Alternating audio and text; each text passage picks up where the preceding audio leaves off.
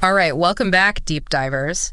Ready for another plunge into the wild world of ideas? Always. What fascinating depths are we exploring today? Today, we're taking on Dreamweaver's Odyssey. And let me tell you, this one's got layers. I mean, we're talking dreamwalking, stolen artifacts that can reshape reality. It's intense. Oh, it is. And get this, it's written by a digital marketing guru, Srinidhi Ranganathan. Talk about thinking outside the cubicle. That's certainly a unique blend of backgrounds. I'm intrigued. So walk us through it. What's the story about? So picture this, a dreamwalker, right? But their mentor goes rogue and steals this crazy powerful object called the Dream Shard, something that can literally reshape reality, and takes off. Okay, so naturally the Dreamwalker has to go after it. Exactly. And this is where Ranganathan's imagination really takes off. We're talking journeys through shadowy forests, seas of molten dreams. The descriptions are incredible, vivid.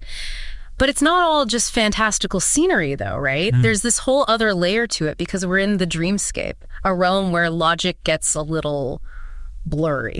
You're talking about dream logic. One of the most fascinating things about dreams is how they operate on their own internal logic. It's more about emotions and symbolism than linear cause and effect. Exactly. And the story captures that perfectly. Like, there's this character, the guardian of the rift, this imposing figure with fiery eyes. Immediately, I'm thinking classic protector archetype, you know? Standing guard at the threshold of some dangerous knowledge, making sure only those deemed worthy can pass. Absolutely. But here's a thought. What if we dig a little deeper? What if the Guardian represents something more than a stock character?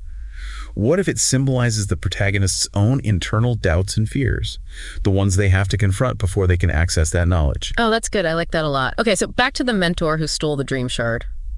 We find out he did it to heal some rift in the dreamscape, not for some evil scheme. Which throws a real wrench in the works, right? Right. Because it raises a huge ethical question. Is it ever okay to potentially mess with reality, even if you think it's for the greater good? And who gets to decide what that greater good is anyway? Right, it's not so black and white anymore. And the story doesn't let us off the hook easily either, because here's the kicker.